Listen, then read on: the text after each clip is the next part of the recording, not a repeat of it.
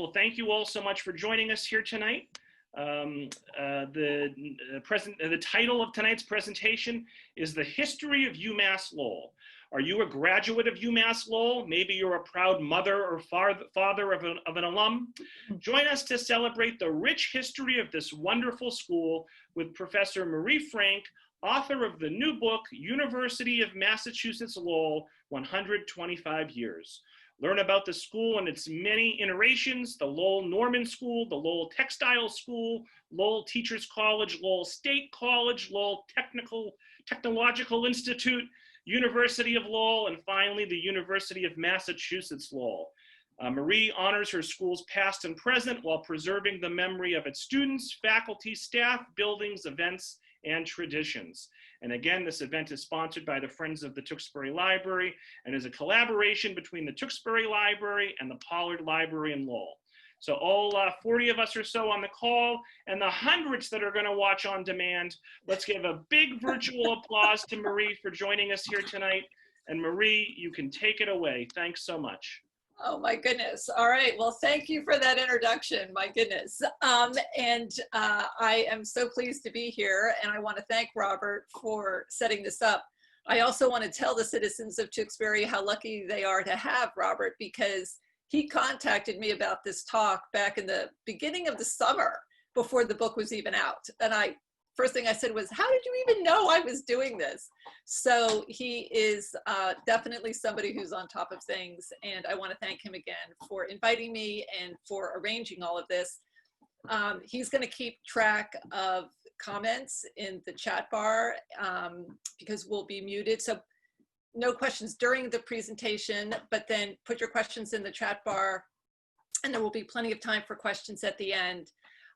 Which I look forward to, because I know a lot of you will actually know more details about certain events here at the university than I ever will. So again, thank you, Robert, and we will, I'll just jump in here. I think if we're ready to go, right? Okay. All right, so what I'm gonna do is share my screen so that I can share a PowerPoint with you. Whoops, sorry, you don't have the button over far enough.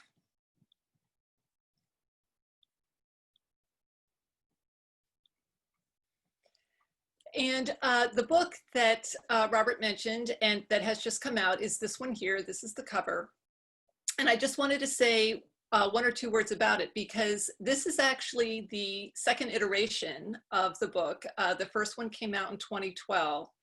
And with the university's 125th anniversary now in 2019, 2020, it seemed like a good idea to go back to it and expand it, especially with extra material in the last chapter to cover the real expansion of the university in the last decade. So if you do go look for it, be aware there are two versions, and most of the changes will just be in the last chapter.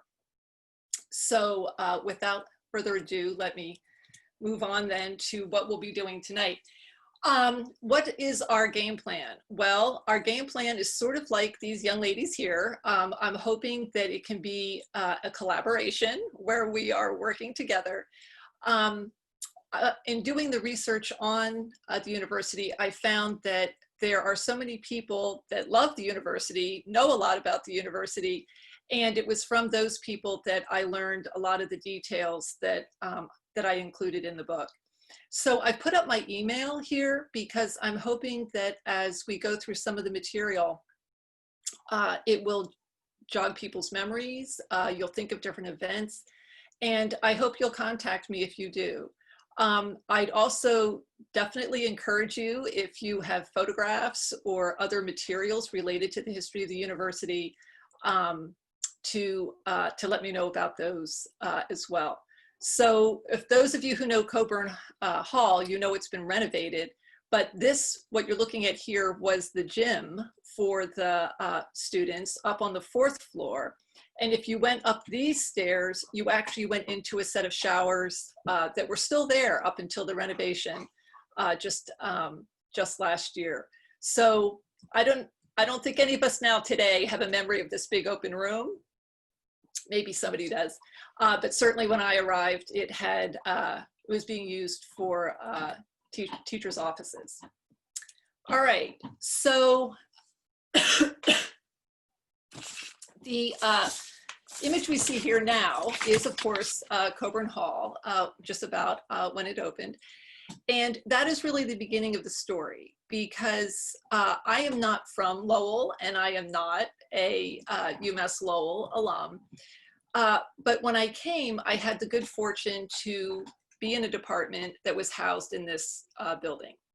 And I'm an architectural historian by training, and the building and then the neighborhood around it, you can just see that there were actually houses in the neighborhood originally, all started to interest me.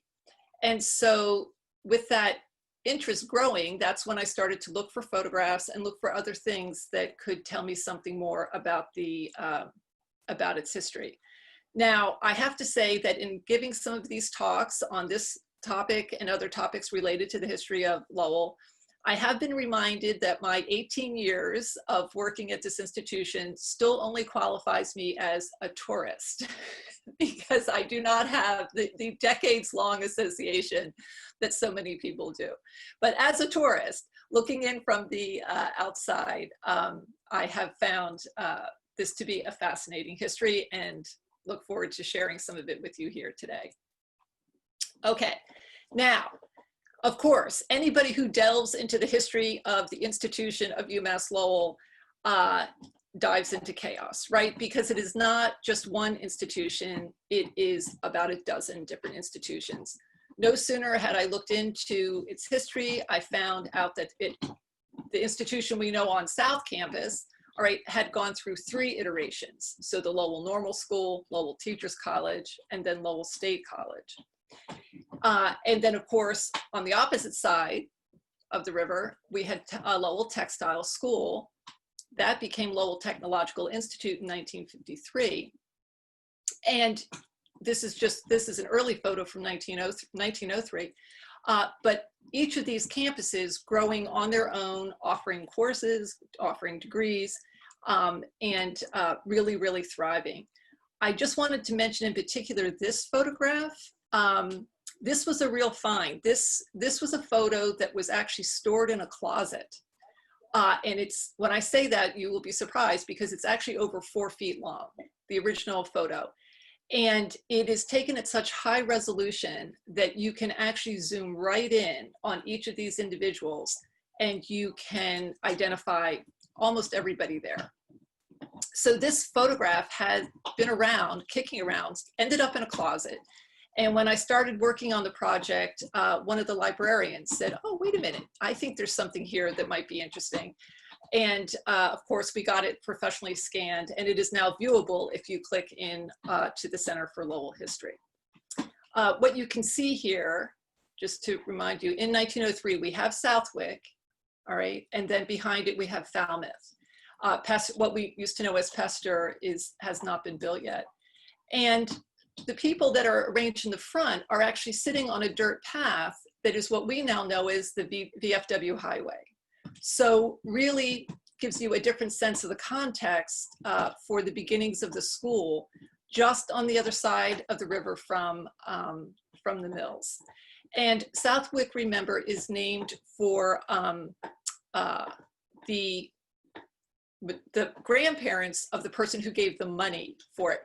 The Ayer family, A-Y-E-R, gave the money for Southwick, but instead of having the building named after themselves, they wanted it named after their grandparents who had been abolitionists. And so if you go into the arcade entry into Southwick, you'll still see a large bronze plaque that explains that relationship of the family with the school at that time. All right, so after these 2 institutions are thriving and growing on their respective sides of the river, they finally merge in 1975, and then again become part of the UMass system in 1991. And as this photo indicates, right, there's always going to be growing pains as any institution grows and changes. And it's photographs like these that helped me learn what the story was behind the buildings, all right? Because again, I was an architectural historian. I started off looking at the buildings, but who the people were and what the events were that helped shape the school. Whoops. So what I've done with the book is try to organize the institution's history into various chapters. And the chapters go back and forth initially between the two schools, the early period of each school separately, and then after the merger. And the book is primarily based on photographs. It's more a pictorial history. Photographs that I had, or that I found, I should say, I don't own any of them, that I found down at the Center for Lowell History or in collections around the university. But also it became clear that there was a good source of information in yearbooks and in the annual catalogs that were produced. And then after that, once I got some of that information, tracking down faculty and administrators that had memories of these different events. So then I did a number of interviews as well.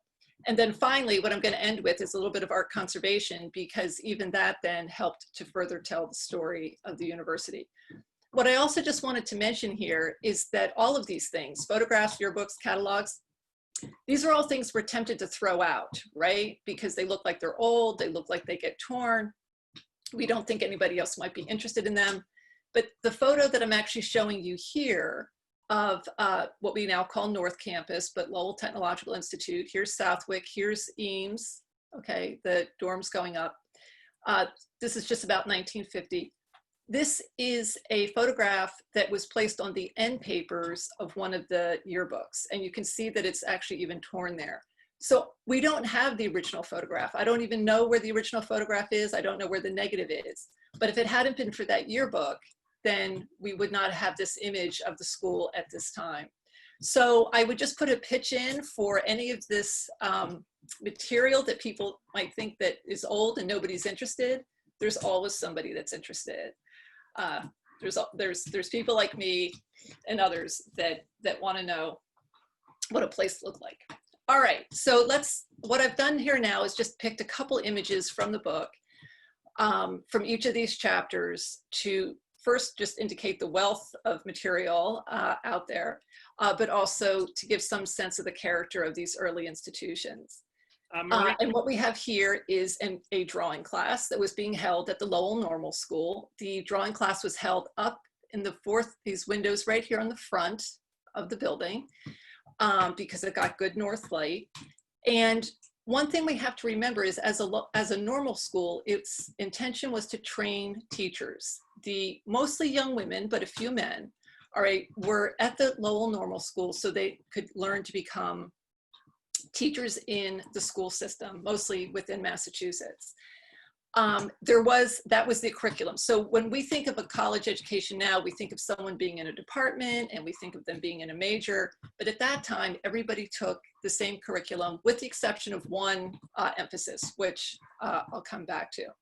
So this photograph is actually part of a series of photographs that were taken right when the school first opened. And the school itself, the building, was very expensive. This set of photographs was also meant to showcase what people were learning in this new building. And part of that series included not just the drawing class, but now the laboratories that were installed in the building. The laboratories, as far as I can tell, were up on the 3rd floor, but all of them were removed definitely by the time I arrived in 2002. And the idea was to give the students here a state-of-the-art education. And when you look back over the materials that were acquired and what they were using, they were receiving the best education possible at that time. Now, aside from what they were learning, it's also clear that they had a lot of fun. And one of the things that struck me right from the beginning, and it still strikes me to this day with UMass Lowell, is the school spirit. Everybody I talked to on this project loved this school. They loved their experience. They all had something good to say about it. And when you go back and you see photographs like these, you can see just the excitement and energy they brought, not just to their classes, but also to all of these other activities that they introduced. So the school only opened in 1897, and within just a few years, they had a drama club. Here we see a few woodland sprites also exhibiting their school enthusiasm. But this was also a photograph that led me to ask some other questions about the history of the school, because of course, right in the front row, we have a young African-American woman. And through conversation and through a little bit more research, I was able to identify who she was and what she was studying at the school. It was a teacher training college school, but it also had one area of expertise, and that was music education, which the school still, the university still offers today. So Marion was one of the first group of students to go through this new specialized music education program that set the Lowell Normal School apart from some of the other normal schools in the area. Now, we would think that that's an amazing thing, except that she was actually upstaged by her older sister, because her older sister was probably our first African-American graduate from the institution in 1914. Her name was Teresa, and she earned her degree here as a teacher, but then went on to get a law degree, returned back to Lowell to teach at the Bartlett Training School, which a number of you may know, that's in Lowell, and it's just a couple blocks away from Coburn Hall. So here's this young woman that had this great career, but then dies tragically of cancer just in her 40s. So the Lews are a really important family in the Lowell area, and more research is being done on them and the community that they belong to. So we'll probably see something in the future just on them. Okay, so then across the street, across the river, on what we now call North Campus, it's also thriving. So this first building, again, Southwick and Falmouth, that are the first buildings to be used, they are also state-of-the-art, and here's their first class of students. Now, not quite so maybe ladylike and dignified as the young women across the river, but of course we have to remember that Lowell Textile School was founded in order to help people get the education to make better machines and to make better mill products, so that the mills could continue to compete. Mills in Lowell and in other cities could compete on an international level. And so when I show this photo to my students, sometimes I just ask them to try to identify all the different tools that these young men are holding, because some of them are still tools we're using today. And it reminds us really actually how hands-on the education was. And if I show you a classroom, this is a classroom from 1911, it almost looks like a mill building. And that is because of this close relationship between the education that they were receiving and the careers that they intended to go into. Now, all of this, again, state of the art in terms of the materials and also in terms of the faculty. We like to think today that we are state of the art, and we want to think that the E-Tech Center and some of our other buildings are state of the art, but actually Southwick and Falmouth were state of the art buildings, and the professors that taught there were nationally recognized for the work they did. We might recognize the name Olney because of Olney Hall, and it's named for Professor Louis Atwell Olney. He was the chemist, and chemistry was considered one of the most important areas of study, because you had to know how to dye the fabric that you were making. So chemistry has always been and continues to have a very strong presence at the university. Olney, for all I have heard and read about him, was a strong character, and he actually hoped to become the what we would call the principal or president of Lowell Tech. That didn't happen, and I'm sure there were some hard feelings back and forth. But he's just one good example of the national level in which the early university was operating.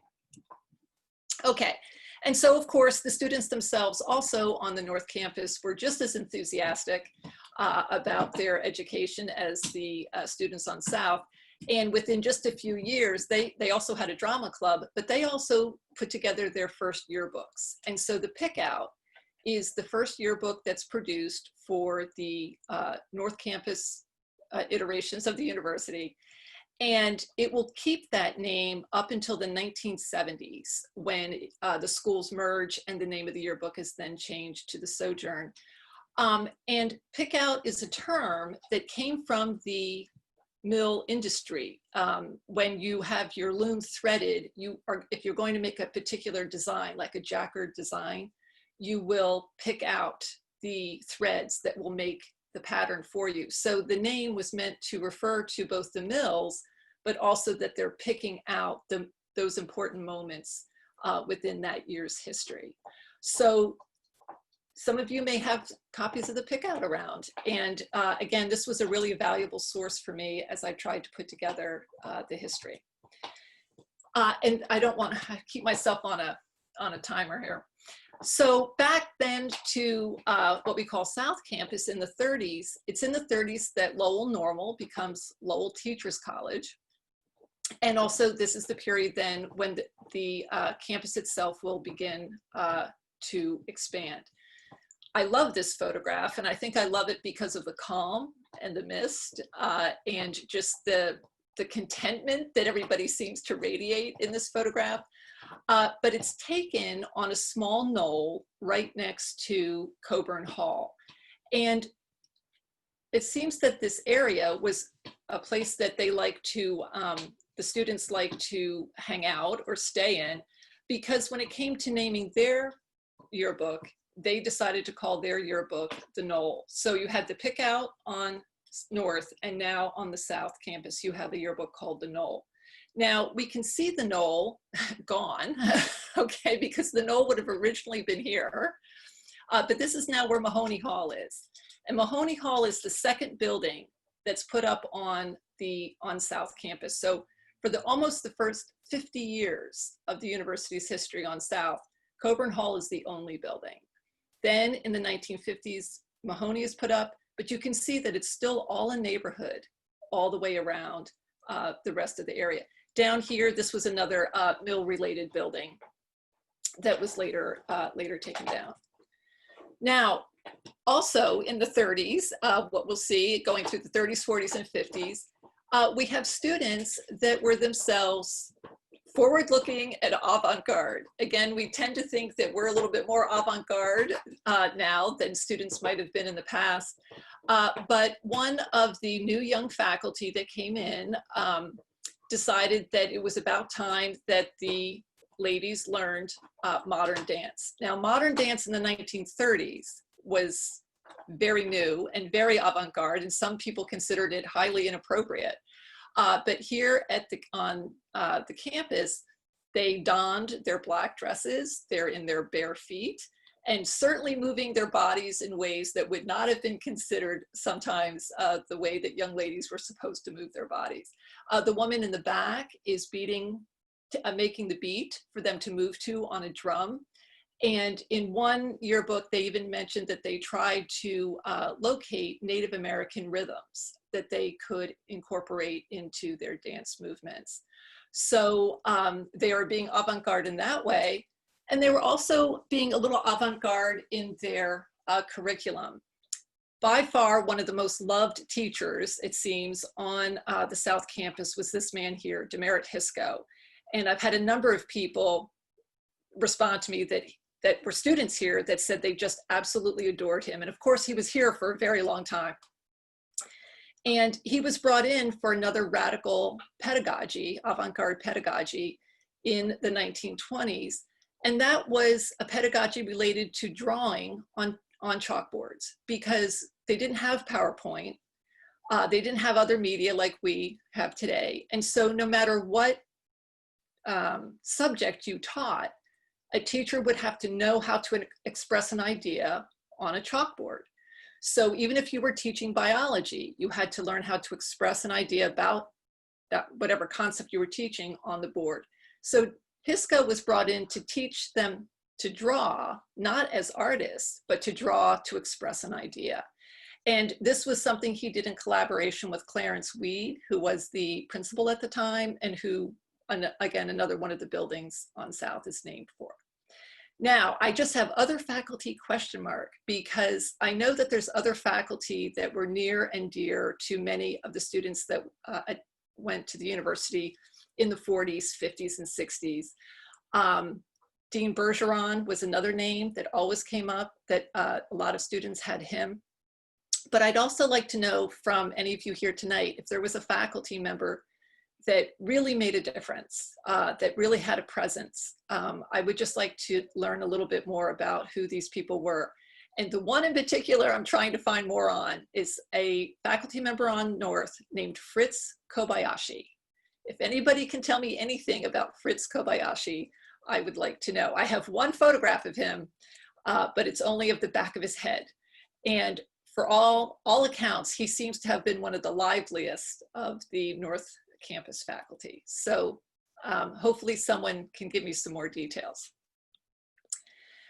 And then I also just wanted to say that as lively as the South Campus was, North Campus again was not left behind, because the drama club felt so confident of its appeal that they invited Betty Davis to join them. And Betty Davis, of course, was born in Lowell.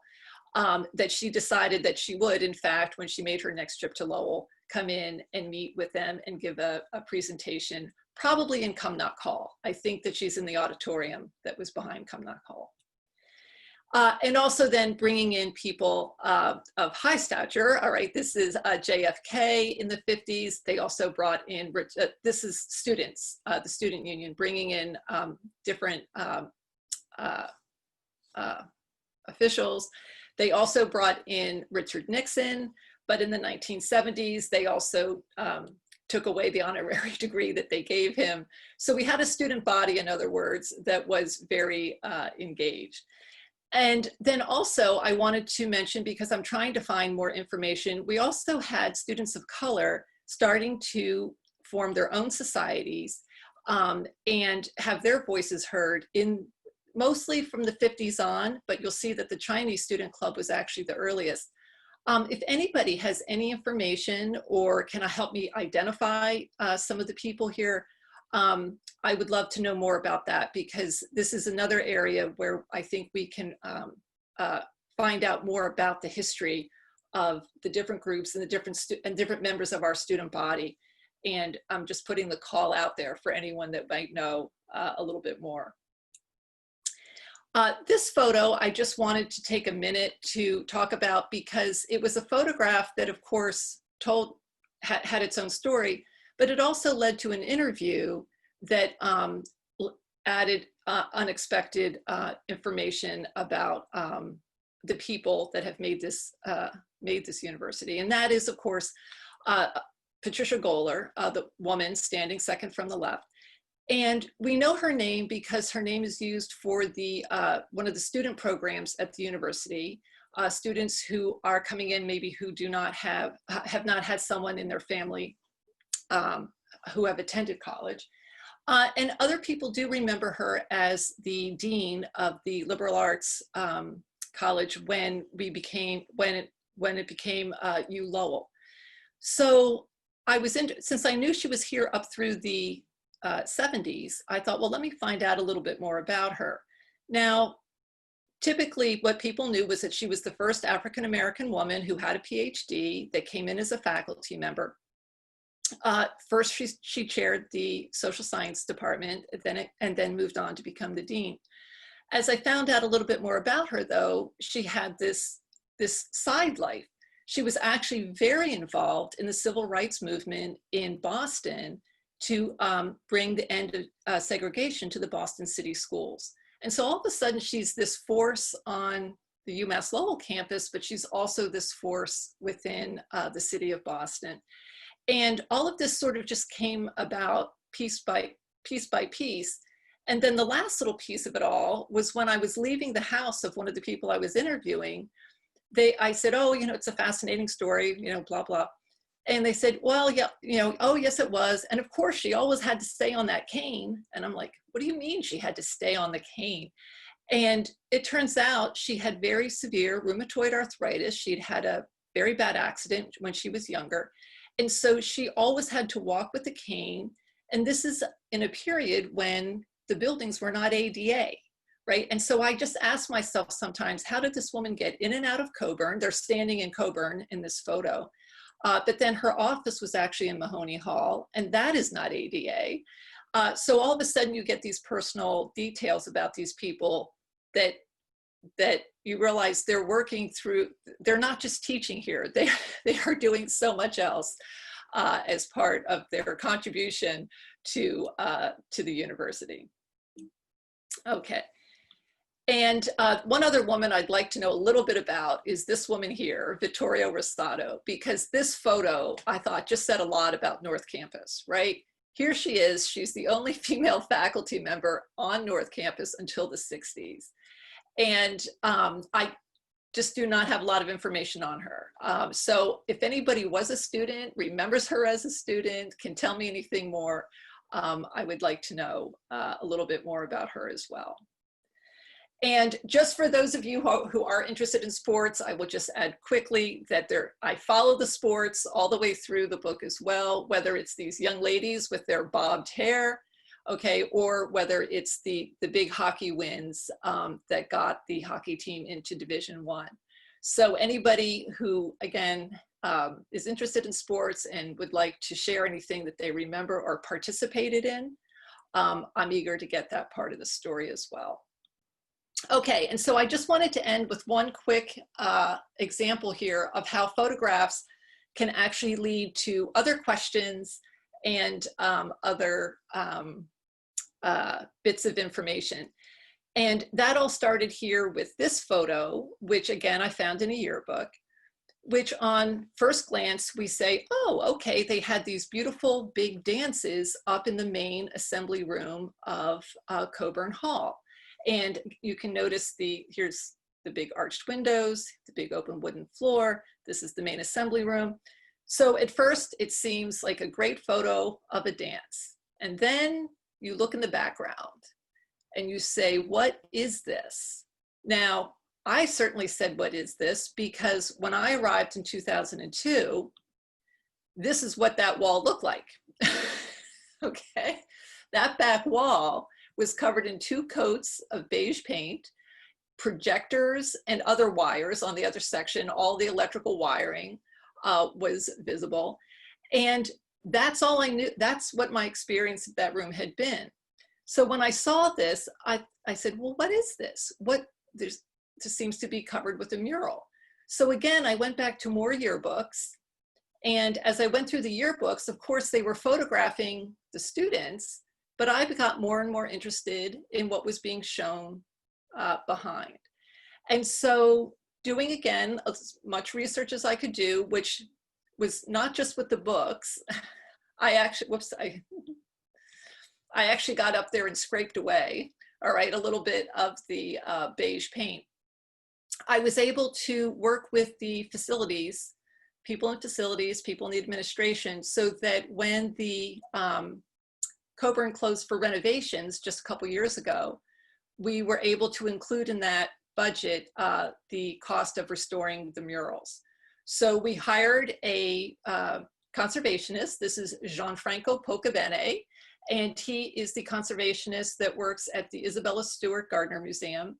And he's a specialist, he's got a special expertise, I should say, in murals. So he came up and took a look, and there was some discussion about what could be done, because in this particular case, the murals had been painted over with this beige paint that was also oil-based. And so one of the problems is that an oil-based paint over an original oil-based paint means that the 2 paints merge, and it's not as easy to remove the outer layers. So there was some question about what they could do or not do that would safely get the beige paint off. And without much ado, I will tell you that it came down to using duct tape. Okay, duct tape became the best solution, very, very high powered solution, all right, to removing the paint. If you're interested in this, the university wrote a great piece on this. Beth Brosnan, one of the university relation writers, did a great article for the university on the restoration, on the conservation of these murals, and it has a lot more information in it than I can share here. So that over a matter of months, they were able to use the duct tape to remove all of the beige paint. And downstairs, if some of you remember at the main entrance to Coburn Hall, there were also 2 murals. They were not covered in beige paint, they were just filthy, all right? So if you can see here, this is the filthy side, this is the clean side, okay? So one of the things that Gianfranco had to do was simply, with a mild soap solution, remove all of the dirt that had accumulated basically over 60 years. It was coal dust. It was all the dirt in the atmosphere that was rolling around that had just accumulated on the surface of the paint. So they cleaned the ones downstairs, and then upstairs they used their duct tape to remove all of the beige paint. And then the areas that you see that are blank, they had to infill just a bit. But by the end of it, just last, in January and February, they were able to now bring these murals back to their, as close as we can assume, to their original appearance. There was some water damage to the murals at some point. We think maybe that's part of the reason they were covered over. So you'll see some areas of infill where we just lost the original paint. But otherwise, the majority of it is all there. And I'm going to end with this slide because this really actually sums up, for me, so much of what Lowell and the university were about, because the subject matter is, in fact, Lowell. We can identify the Lowell mills. We can even identify certain schools that were in Lowell, in these buildings over here. And the theme from this corner all the way over to the left-hand corner is about the role of education, the role of the liberal arts, the role of the arts and sciences in the education of the next generation. So you have all the young people all the way across as they're learning everything that this university would like to teach. So I will end with that, and I am happy to chat more, answer some questions. Great. Marie, thanks so much. And so Marie, I neglected at the very beginning, you had asked me to launch a poll. Oh, right. I forgot about it too. Now? Yes, let's do the poll. Okay, we're gonna have a little audience interaction here, folks. So we'll take 60 seconds, and I'd like you to answer this question. And bear with me, I don't do a lot of Zoom polls. All right, so pretty simple question. Let us know. Marie's curious who she has. I'm just curious who's, yeah.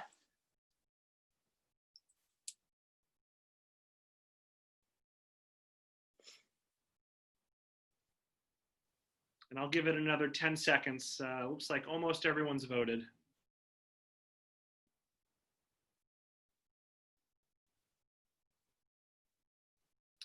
And so, Marie, can you see the results, or can only I see the results? No, I can see, yeah, I can see the results. Okay, just making sure. Yeah. All right, so that's, I think, what we're gonna get. Right, so no, this actually, and this is very helpful because the majority of you that did go to some iteration of UMass Lowell went to U Lowell, and that's the period that I would like to learn the most about. So many of you that are U Lowell grads and want to chat about different aspects of the school's history, I would like to talk to you because that's that period in the 70s going into the 80s. Somehow people just didn't keep as many records. So I would like to talk. In fact, if there's anybody that remembers seeing those murals before they were painted, I definitely want to talk to you. So. And All so right. let's we'll take 10, 15 minutes, address the questions, and we'll wrap by 8. So a lot of questions and comments as you were talking, Marie. I'm just going to focus on the, oh, sorry about that. My poll popped up again there. Look at that. All right, so let's see here. I'm going to try to scroll back to the beginning, but not too far back.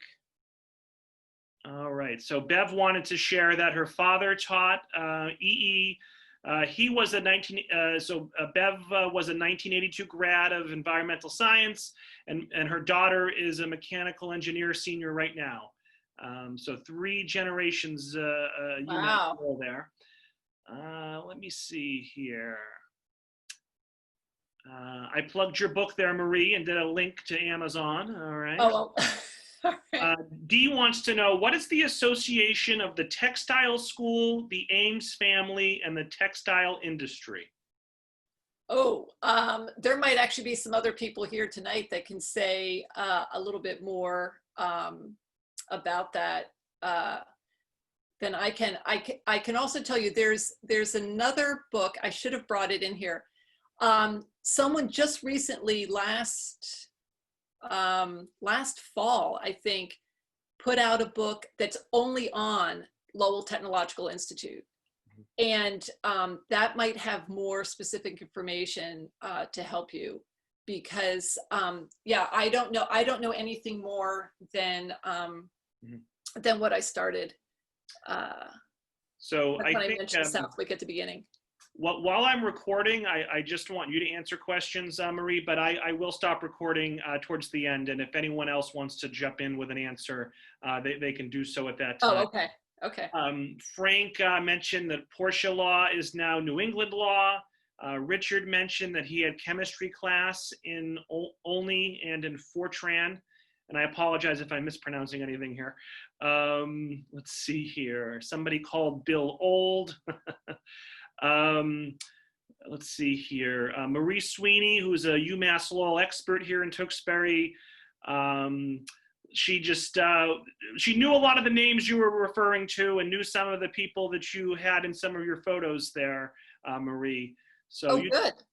Right. the two Maries should connect here. Yes, definitely. Just email me that email that I had up earlier. Just before you leave, Marie, we'll have you, once again, we'll put your email address in the chat, okay? Just in case folks missed it. Let's see here.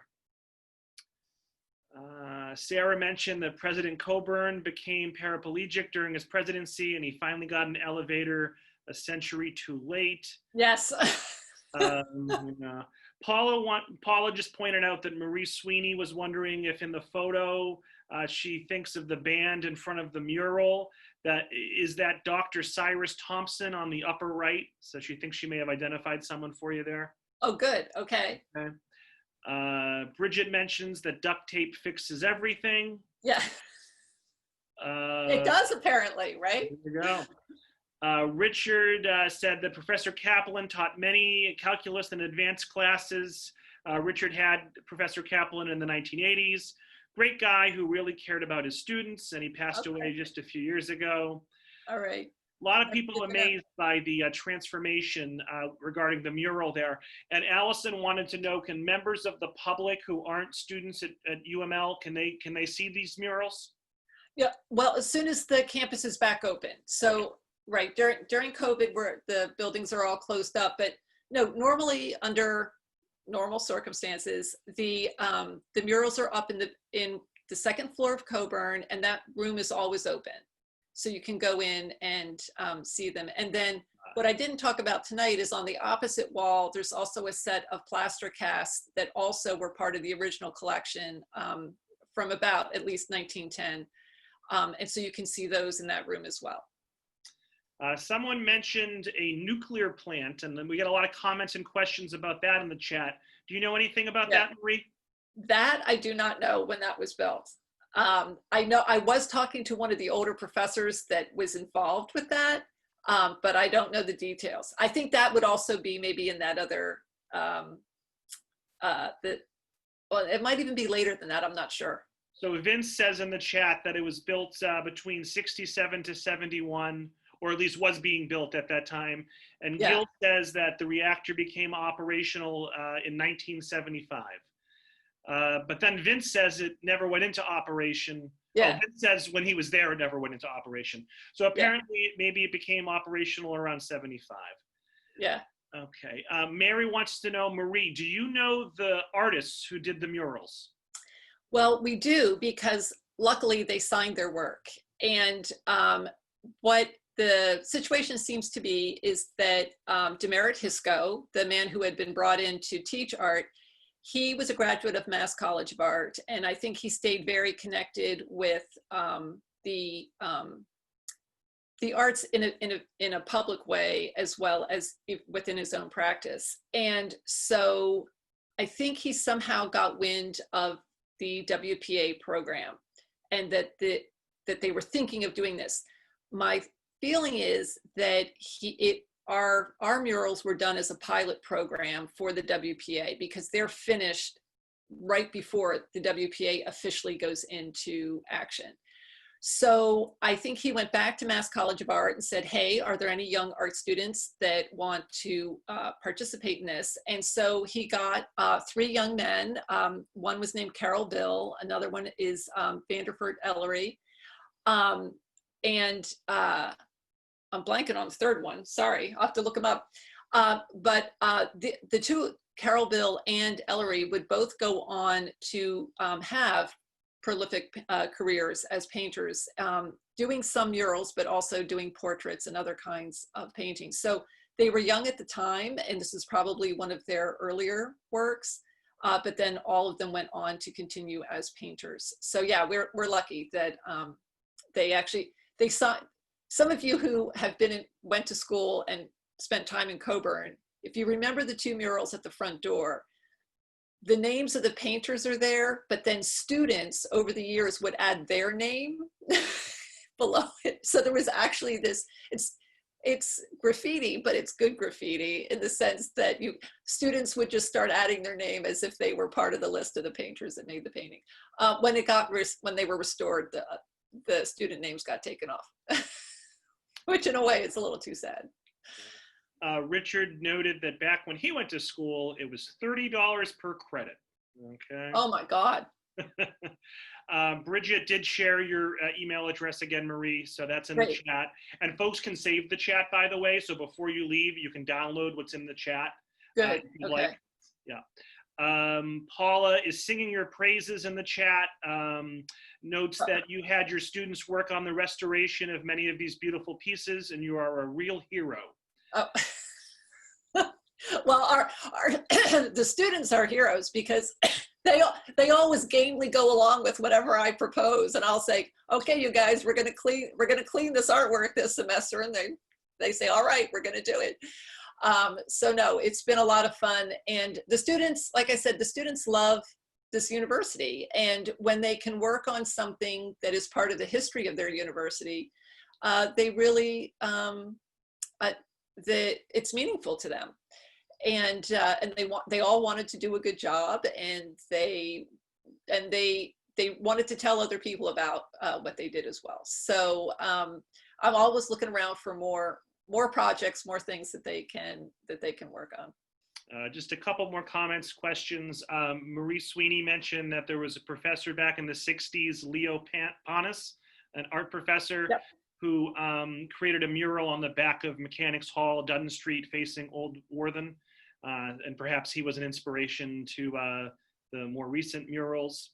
Yeah, no, Panis is, he's another one of these figures that's very important for my department, the Department of Art and Design, because he's the person that comes in after Demerit Hisco. When Hisco leaves in 1961, it's Panis that is then left to build this new department. It's 1960 is when we become Lowell State College, where they are now offering different majors and they need different departments. So all of a sudden, instead of having one curriculum, you now have all these departments, and you have all these chairs of departments that need to build their department. So Panis is actually the one put in the position of trying to build what will become the Department of Art. And some of you who know him, you might also know Brenda Pinardi, because apparently she was also a real force and well liked as a professor in the art department in the 1970s and 80s. But yes, no, I think that Panis and Hisco were obviously good friends. And if you take a look at their art, I think they're coming out of the same background, same style, yeah, of art. So no, that's another good example to bring in. Sarah, this question goes over my head, but she must be an art student or former art student. Did you include the Gustavino tile vaults in the Southwick Hall under the arches? I did not include, okay, so Guastavino tiles are a specific kind of tile that was peaked and had a period of fame in American architecture in the 20th century. There's actually a professor at MIT that has made his area of specialty the Guastavino tiles and came up here to look at them. There's some here, and there's also some in one of the Greek Orthodox churches. So no, we're lucky to have them. I didn't include a picture of them, but they're another architectural hallmark of just the quality of the work that was done on all of these buildings. So yeah, no, it's good to know someone else appreciates all that. Final question, we'll say, goes to Richard. He wanted to know if the tunnels between the buildings on North Campus are still active. You know, I don't know. And I've had students actually ask me that. That's something I should probably take up with the head of facilities, because if it does get cold, it might be good to bring them back, maybe, who knows. But no, there's the tunnels on North, and then yeah, there's the whole uninvestigated, unknown level of connection and communication at the school. According to a few folks in the chat, those tunnels are still active, and that's how people go to Starbucks. Oh yeah, no, the ones, yes, on North, right? Yeah. Yeah, I thought he asked about South. Sorry. I'm sorry. Yeah, he asked about North. I think Richard maybe hasn't been on campus in a while since he graduated. So right, and then there's people in the chat saying that they wish they had those tunnels on South. Right. Yeah. So let's do this. So for those watching at home, we're gonna wrap up, and then I'll let it go a little bit longer for folks who are with us live. They can ask video questions if they'd like. So at this point, I did want to mention I am sending out a feedback survey to folks tomorrow morning via email. Let me know what you thought of tonight's program and what you'd like to see for future programs. With that out of the way, Marie, do you have any last words for those watching at home? No, just thank you all for being here, and I look forward to talking to a lot of you more. Great. All right, so we'll end the recording there. Thank you.